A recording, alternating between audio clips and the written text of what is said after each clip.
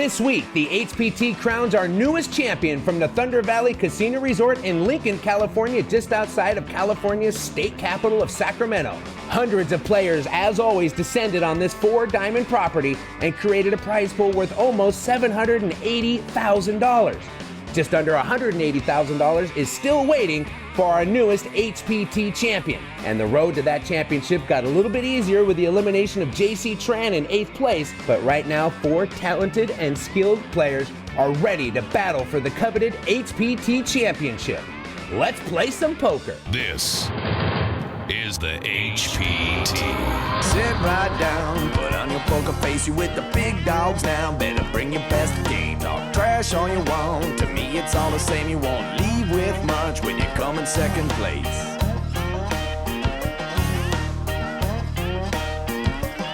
And I'm the one with the stack showing 7 to the jack. Gon' cry to your mama cause I'm sending you back. I'll be the last man standing with the money in my hand. I'll be the last man standing with the money in my hand.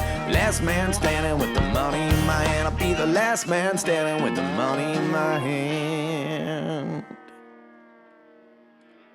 Hello and welcome to the exciting finale here on the HPT. This week, we crowned a champion from our Northern California home at the Thunder Valley Casino Resort here in Lincoln, California, just outside of the state capital of Sacramento. I'm Fred Bevel. This is poker professional Maria Ho. And Maria, we've seen a lot of action so far at this final table. It's no surprise that the drama has been high-flying so far.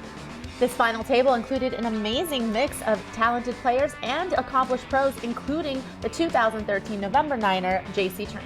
JC played great, but unfortunately didn't run well and left us in 8th place. After a barrage of bad beats, well-timed bluffs, and sneaky play, we're down to the final 4 players still battling for the championship. The lion's share of the $778,000 prize pool to the tune of $179,000 is waiting for the last player standing. Maria, with this kind of money on the line, these players have to be feeling a little nervous. I'm sure the money on the line is in the back of their heads, but you wouldn't know it by watching them play. Every call, raise, or fold could be the difference of thousands of dollars, but these players are splashing around like they've been here before. It's been a lot of fun to watch. It sure has. We are 3 eliminations away from our newest HPT champion. Let's take a look at the money on the line and the updated chip counts, and then get right to the action. The 4 players remaining can all look forward to a really great payday here. As you can see, the top prize is over $179,000, and 4th place is going to go home with at least $50,000 in change. Half of the players left at this final table will go home with a 6-figure prize, but you're right, Maria, it's the top spot they're all gunning for. Here's the updated chip count as we continue four-handed. Joey Bowie is our chip leader with 4 players remaining. He has about $5.7 million. Alan Fernando has $4.6 million. And Tony and Ed both have 20-ish big blinds. Blinds continue at this final table at $60,000, $120,000 with a $15,000 chip ante. This gentleman is Ed Miller. He peels back pocket fives. If you didn't tune in when we were still 9-handed starting out this final table, Maria and I will just vouch for this game. No one is afraid to splash around here as Ed raises it to $375,000 with his pocket fives. Looks like Tony woke up with a huge hand four-handed, kings, and he is going to 3-bet to $1 million. Well, at the end, Maria, Tony got what he wanted, which was all the chips in the middle, and he is going to find he's a 4-1 favorite going into the flop. Ed was probably thinking that Tony was just trying to push him around, thinking he could get a fold out of him pre-flop by his 4-bet shove.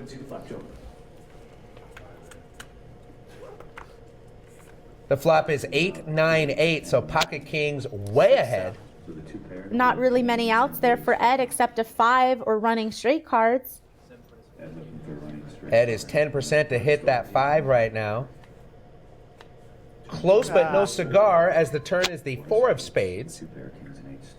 So one of the 2 remaining 5s in the deck is all Ed can hope for.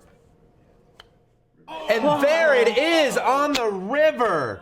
Wow, 2 outer on the river. That has got to sting for Tony. He had the best of it all the way until then. Ed is going to get a full double up. The rail was poised to cheer for Tony. Now everybody just standing in shock as Ed hits the 2 outer on the river for a boat. Gotta give it to Tony, though, for remaining somewhat composed despite this bad beat. He's all but crippled. It looks like he's going to have less than a small blind coming into the next hand. 60 and 120,000 are the blinds. 15,000 chip ante required from all the players before the cards are pitched. All in. And there is Tony with Jack 3. Nothing else he can do but put his anemic stack in the middle.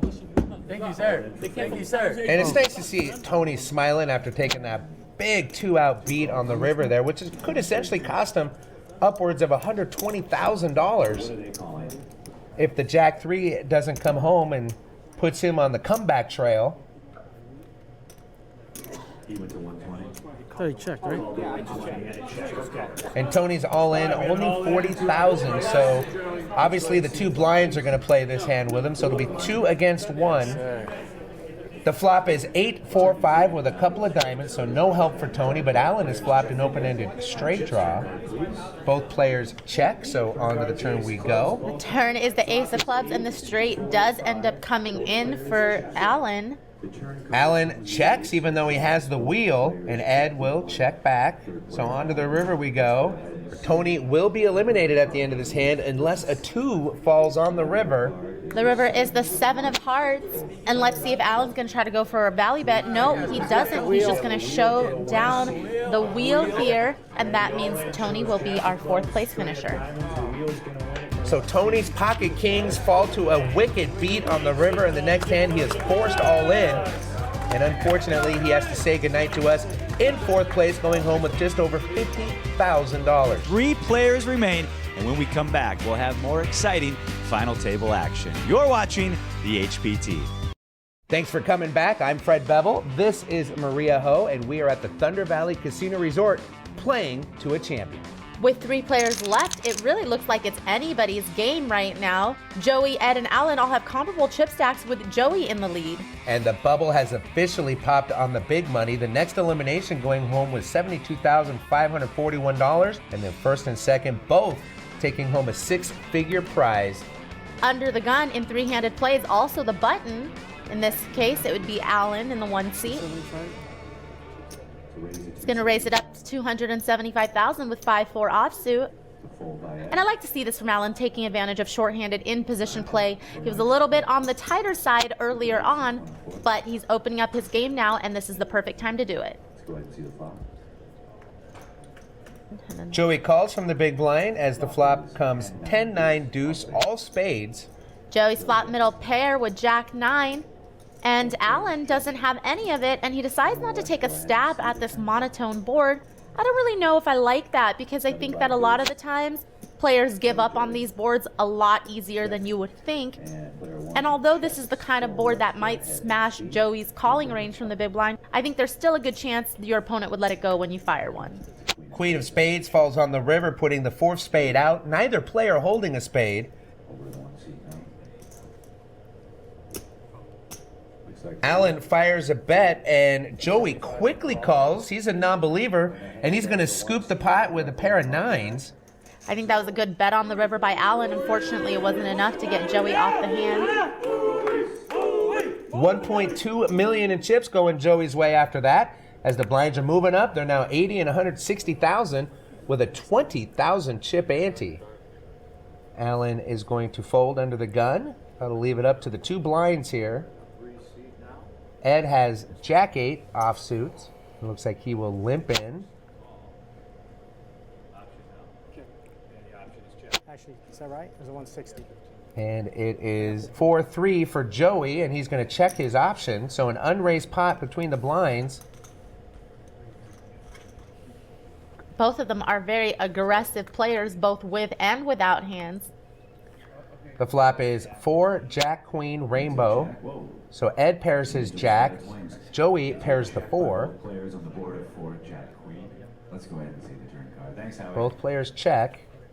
The turn is the 5 of clubs, and I'd like to see Ed bet here now. By Ed and a call by Joey.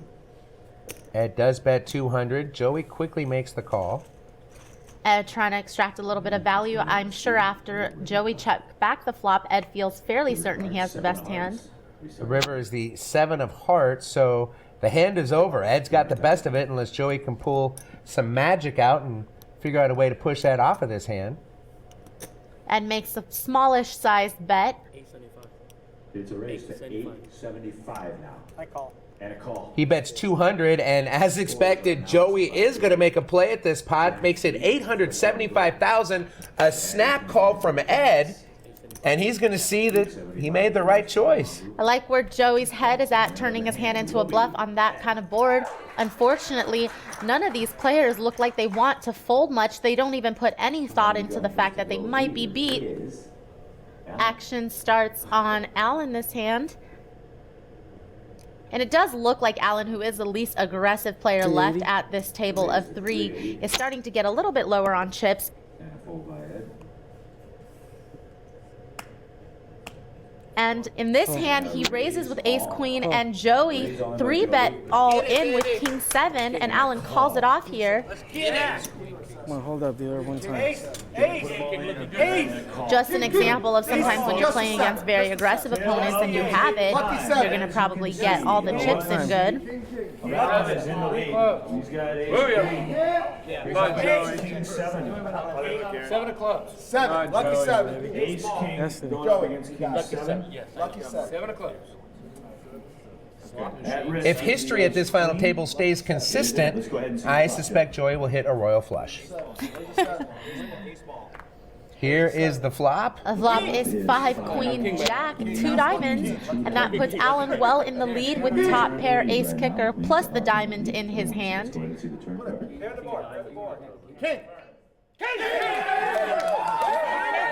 The turn is the king, but it's the king of diamonds, so that makes things very interesting.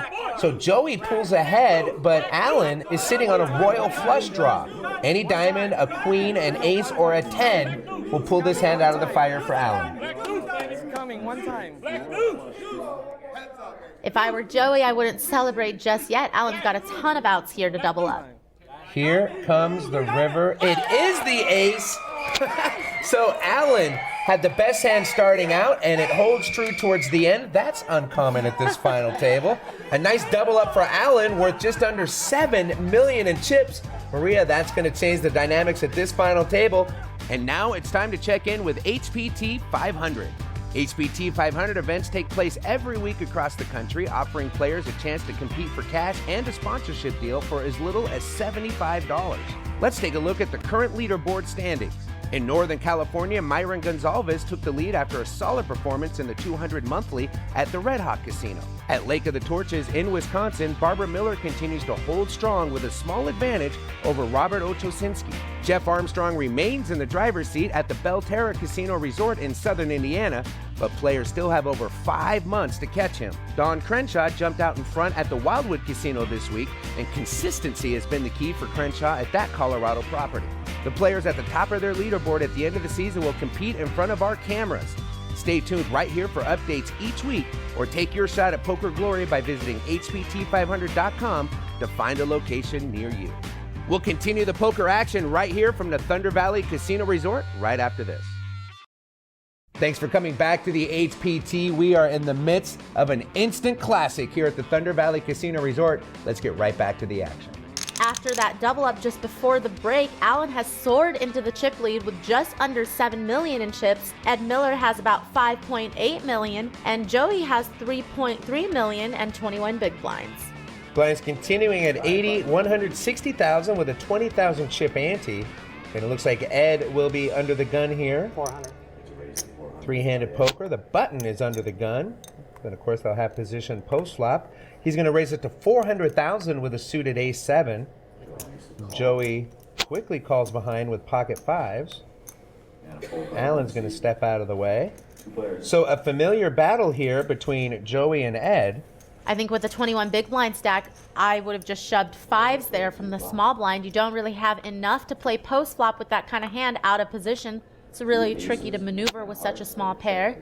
Ed continues to walk on water as he flops trip aces. Joey checks over to Ed, and Joey might just call one here. It's hard to give your opponent credit for an ace when there's 2 on the board and you've got a pair in your hand. 400. 400,000. And Joey calls before Ed can even get the chips out there. Let's go ahead and see the turn card. The turn is the King of Hearts. Joey checks. Joey checks again, and Ed decides to check back, probably for deception, but that isn't the best turn card either for his hand. Trey O clubs.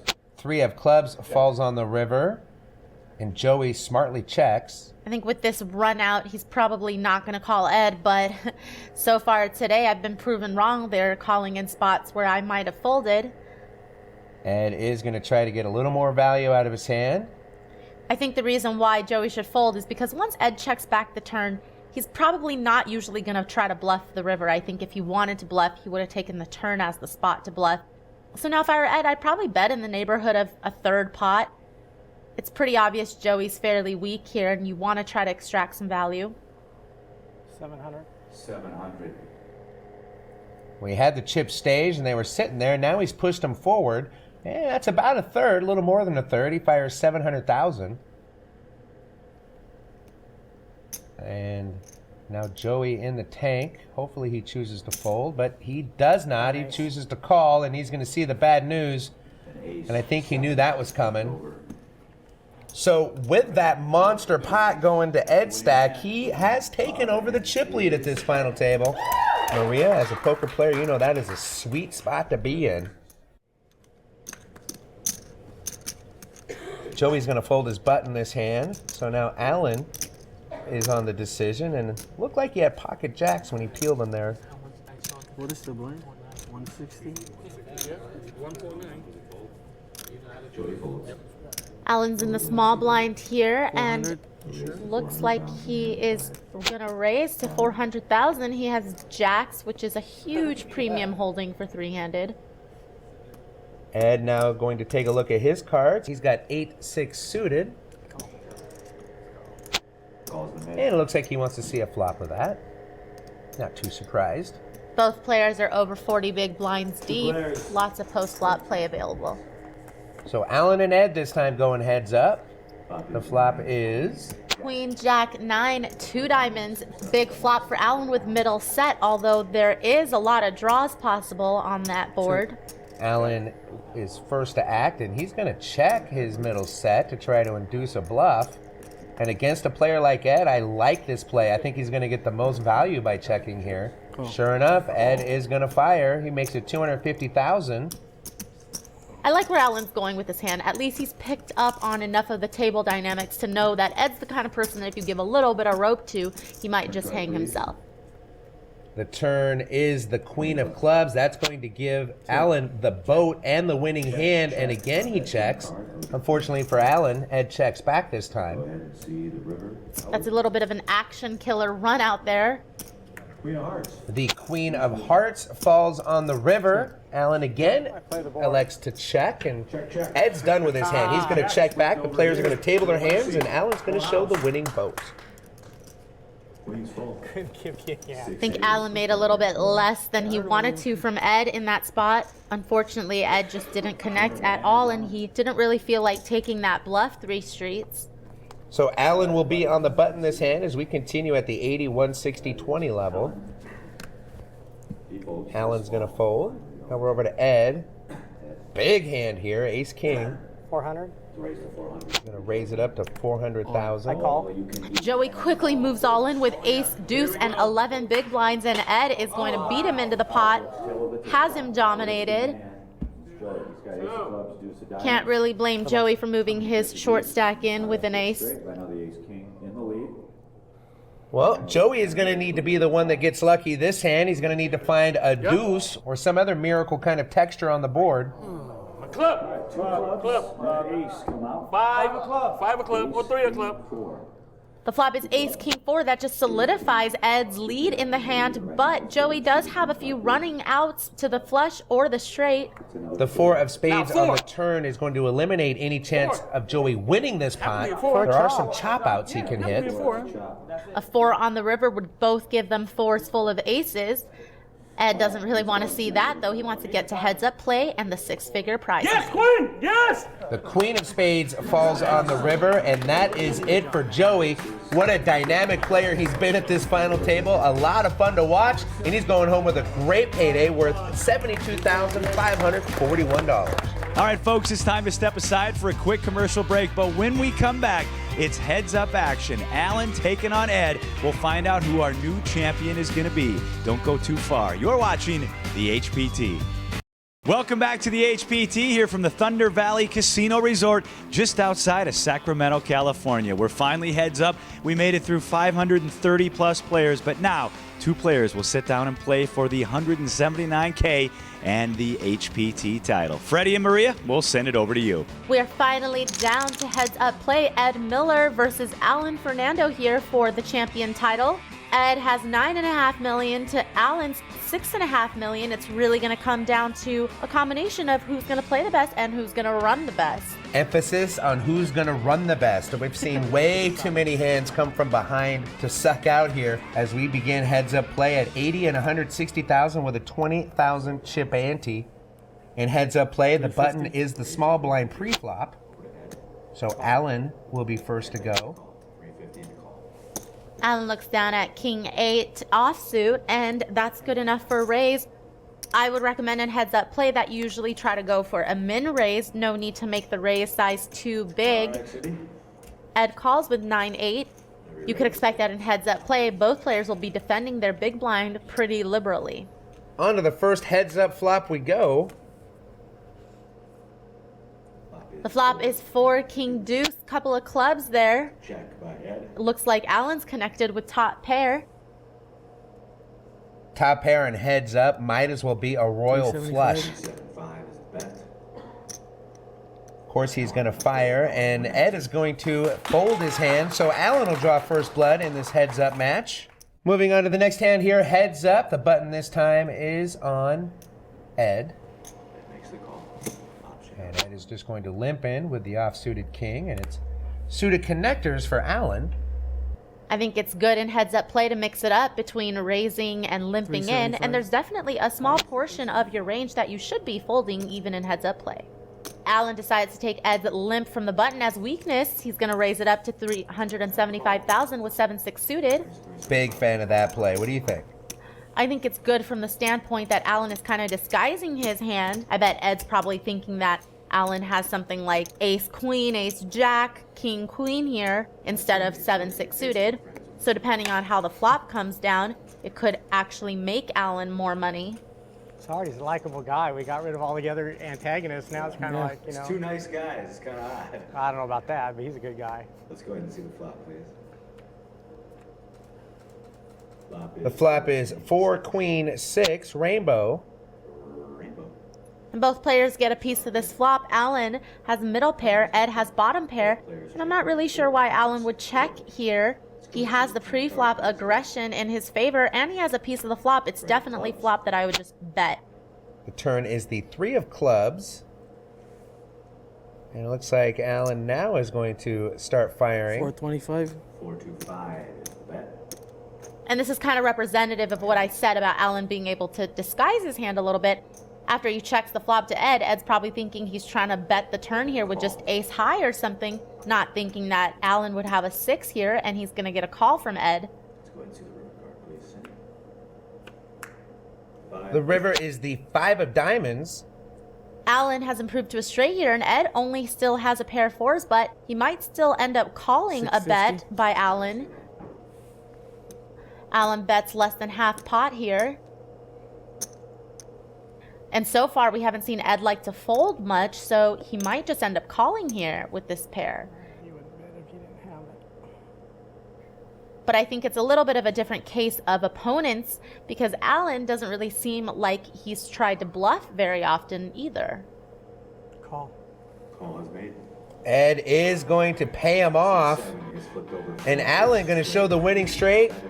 Ed has to muck in a big, big pot with just under $3 million in chips going Alan's way. A lot of chips had to fly for us to get to this point, but now we are down to 2 players. Come back to see who's going to become our next HPT champion. Thanks for coming back to the HPT. We are at the penultimate of this final table. Heads up for a championship. Let's get right back to the action.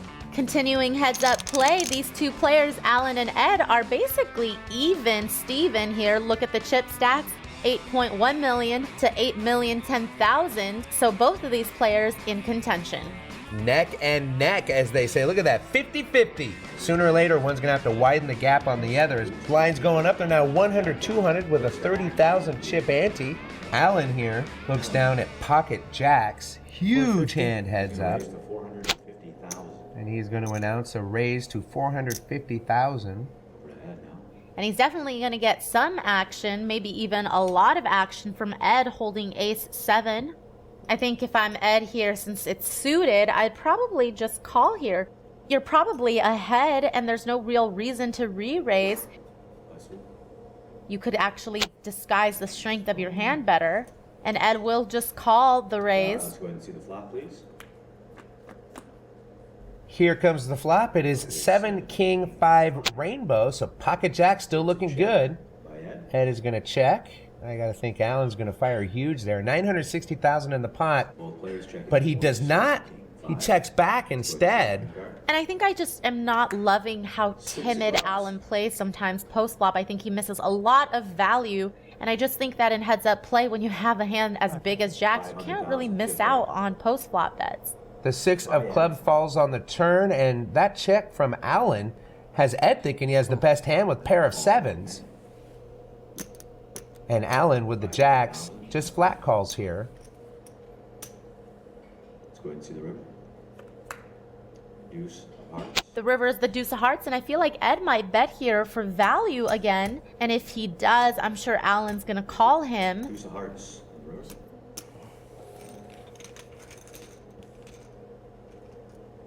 5.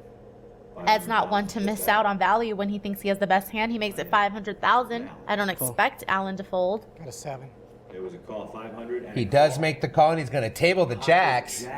And I can't imagine what Alan was afraid of throughout that whole hand. I guess the king. So Ed bleeds a little more chips on that hand. Another almost 3 million going to Alan's stack. So a moment ago, I just mentioned sooner or later, one of these guys are going to have to widen the gap. It looks like Alan is doing that, as he's won a couple of big pots here back to back. Ed is on the button this hand. He is looking down at an offsuited Jack 10. 400. He's got about 23 big blinds. Still enough to raise, fold, limp. He still has options. Cool. Alan is going to make the call with King 6 of diamonds. So Alan going to the flop slightly ahead. All right, let's go ahead and see the flop. The flop is ace, king, 8, 2 hearts. I have a check. Alan has the best hand, pairing his king. 5. And a bet of a half a million. But Ed, with his gut shot Broadway draw, is going to bet 500,000 on a semi-bluff here. And a call. And Alan quickly makes the call. Let's go ahead and see the turn card. The turn is the queen of spades, and Ed gets there, hitting his gin card. Check by Alan. Broadway for Ed right now. Alan smartly checks. I think Ed can sometimes check back here because I think betting just looks so strong that you might get Alan to fold. But if he believes that Alan might be on a flush draw, he probably doesn't want to give him a free card either. 1.1. 1.1 is the bet. 1.1 million is the bet coming from Ed's stack. And Alan was second pair. Not such good kicker, but in heads up, I don't think he's too worried about that. I think Alan knows that if he calls this turn bet, he might be facing another bet on the river, and he's not sure if he wants to call a river bet. A good fold here by Alan. He avoids more trouble. And in my opinion, I think Ed missed a big opportunity by firing so big on the turn there. You know, in heads-up play, you don't have to have so many defensive bets, and I think that's what he was doing there. I think he was defending against the flush. I think he wanted him to fold. Blinds continuing on at 100-200 with a 30,000 chip ante. Ed is going to limp into this hand from the button, and Alan's going to check his option with suited connectors. And I like this. Last time we saw him with 8-7 and he raised, but this time he's just going to check with 7-6 suited. The flop is deuce 10 queen with 2 clubs, so Alan has a flush draw. Ed has second pair, and Alan looks like he's going to semi-bluff. He fires 200,000. Ed quickly calls. Ed, turn card, please. The turn is the 9 of hearts, and now Alan has a gut shot straight draw to go with his flush draw. An 8 or a club would win him the hand. 400,000. 400 is the bet from Alan, and Ed quickly calls And it calls. Go ahead and see the river. as the 9 of diamonds comes on the river. Again, we'll start with So busted draws all over the place. As Alan's going to check, Ed's going to check back. Got a 10. 7 high. Again, a good hand played here by Alan. He lost the minimum, I think. I think Alan knows better than to try to bluff Ed in certain situations. This is probably one of those runouts where Ed was going to call him on the river. But I think I'd still like to see Alan try to bluff, especially now that Ed knows he's not really going to bluff. More poker from Thunder Valley when we come back. Thanks for coming back. I'm Fred Bevel. This is Maria Ho, and we are at the Thunder Valley Casino Resort playing to a champion. You can see that Alan is pulling away from Ed, now widening that gap with 12.2 million. But Ed with 20 big blinds still has enough to put up a fight. We'll see what happens. Blind still at 100,000, 200,000 with a 30K ante. 475. 475 raised total. 8-9 offsuit is the holding for Ed as he raises it to 475,000. And I think in heads-up play, it's so important to always know the stack size of your opponent. And I hope Alan notices that Ed's starting to get to the stack size where Alan should be 3-betting him or folding. The flop is deuce 4-9 rainbow. So Ed pairs the 9 for top pair, 550. Alan bets 5. but Alan still has 2 overcards. And it's Alan doing the betting. He fires 550,000. And I like that Alan's trying to get aggressive on flops that he's not hitting. 1.2. But I think as we've seen before, Alan's not really willing to follow through on his bluffs, and I think that's the big problem. Well, Ed decides to raise it up to 1.2 million.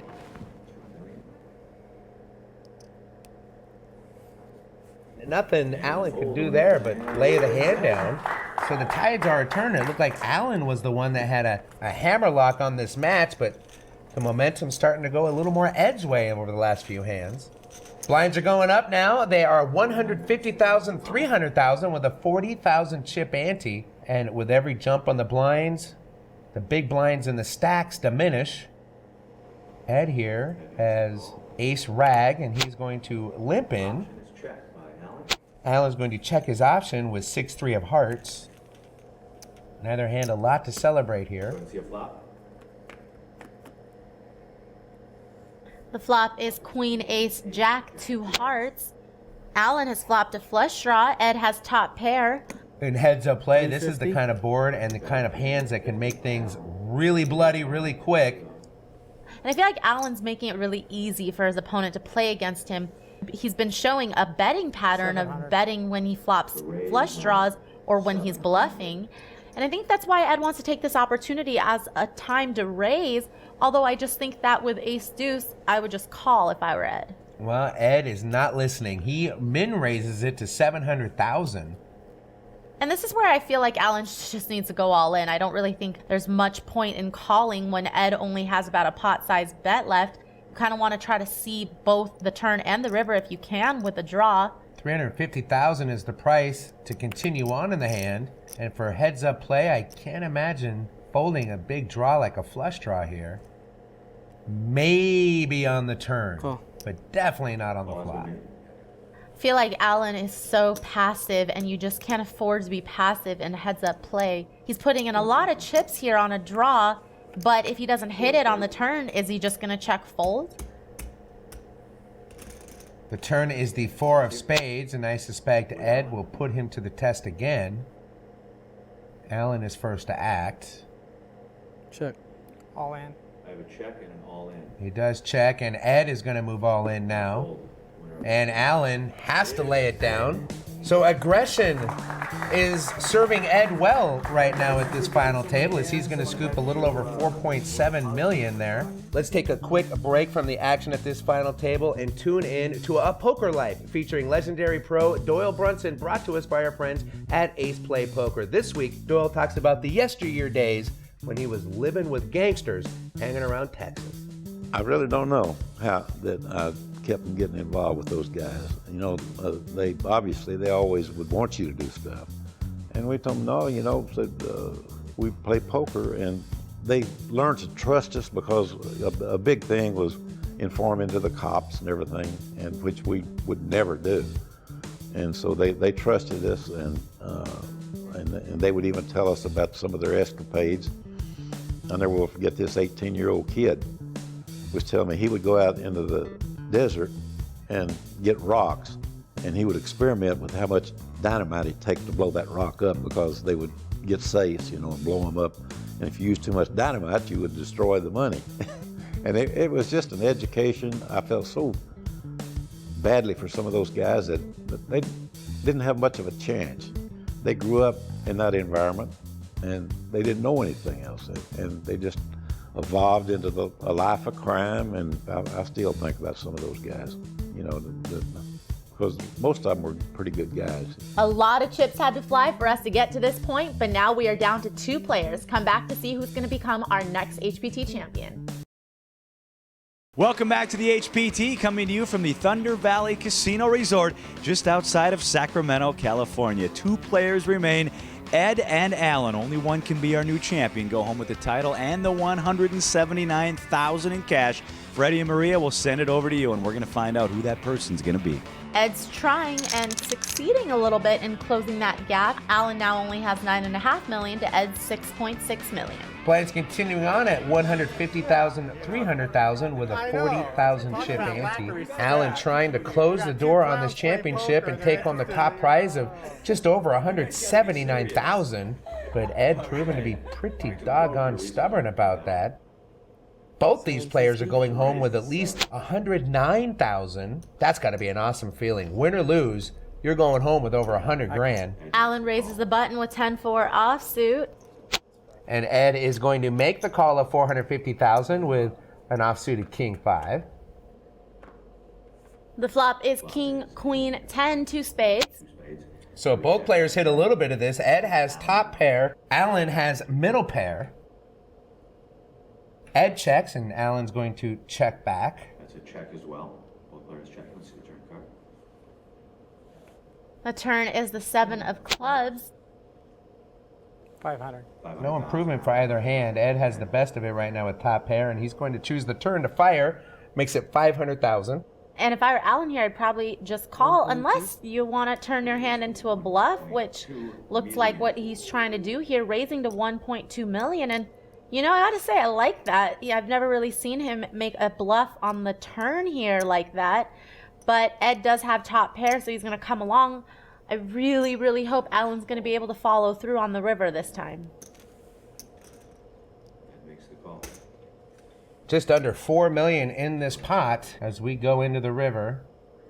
Well, Alan doesn't need to be bluffing anymore on the river. He's rivered the best hand with 2 pair, 10s and 4s. $2 million. And he makes a bet of $2 million. And a call. 2 pair. 2 pairs. Snap call, my goodness. Someone tell Ed he's not on a shot clock. He can take his time to think about it for a second. But he is going to snap off $2 million on the river. And just under $8 million in chips is going to go to Alan's way. And that's going to make the road to a comeback that much harder for Ed, as the blinds are still $150,000, $300,000 with a 40,000 chip ante. We got it. We got an all-in and a call, ladies and gentlemen. Oh, 5s. And a call. Here is the tale of the tape. And Alan says all in, and Ed calls it off here with King Queen. Very standard situation considering Ed had 5 big blinds, and he's going to be flipping for his tournament life. So a classic race situation, overcards versus the underpair. But rarely do you see players in this kind of a situation where the difference could mean $70,000 in pay. If the 5s can hold true, our newest HPT champion will be Alan Fernando. Otherwise, Ed Miller will double up. But look at this. That's a flop. That's pretty much going to do it unless there's running straight cards to a chop. Ed is going to be our second place finisher. Is it over? No, you could go run around. The turn card is the 8 of clubs, and that is going to seal the deal. Our new HPT champion is Alan Fernando. Maybe the tightest player at this table when we started with 9, and he has proven that it is a marathon and not a sprint.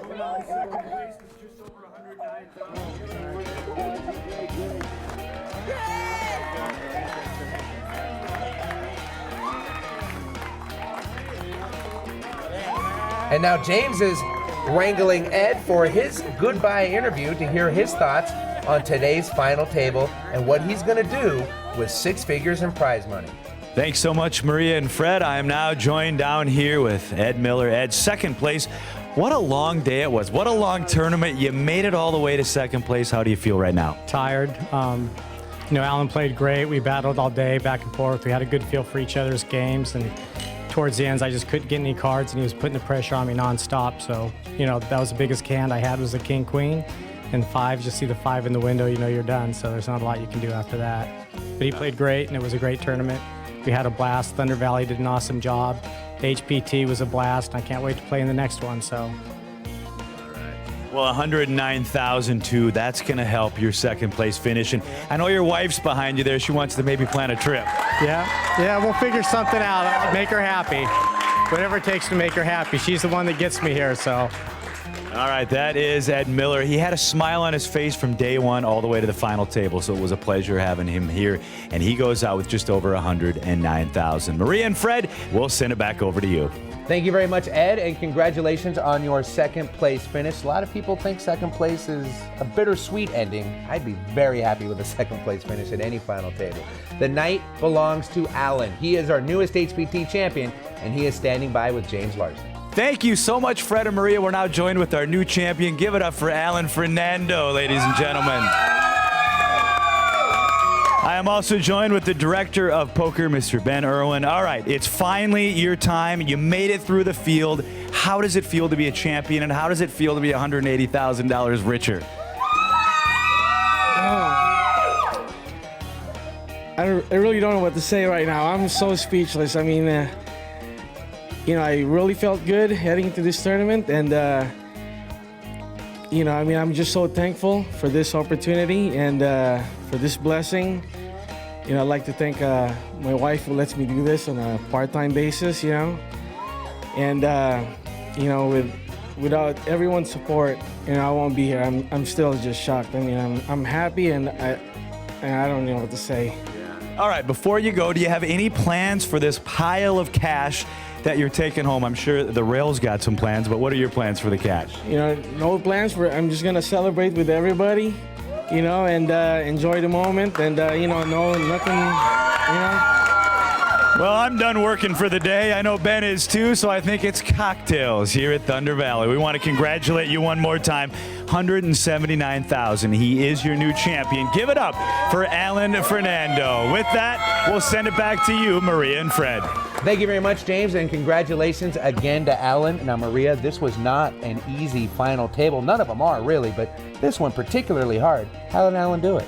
There was definitely no shortage of aggression at this final table. I feel like every final table I'm saying, be more aggressive, be more aggressive. I feel like they really heeded my advice this time. And so, he just really needed the right plays at the right time and a couple of good cards in order to take down this win.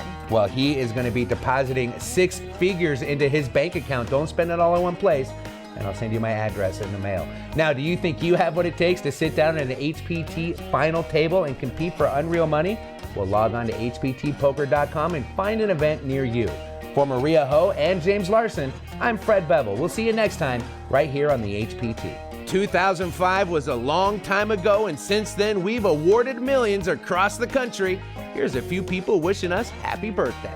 This is Dan O'Brien from Long Island, New York, wishing a happy 10th anniversary to the HPT.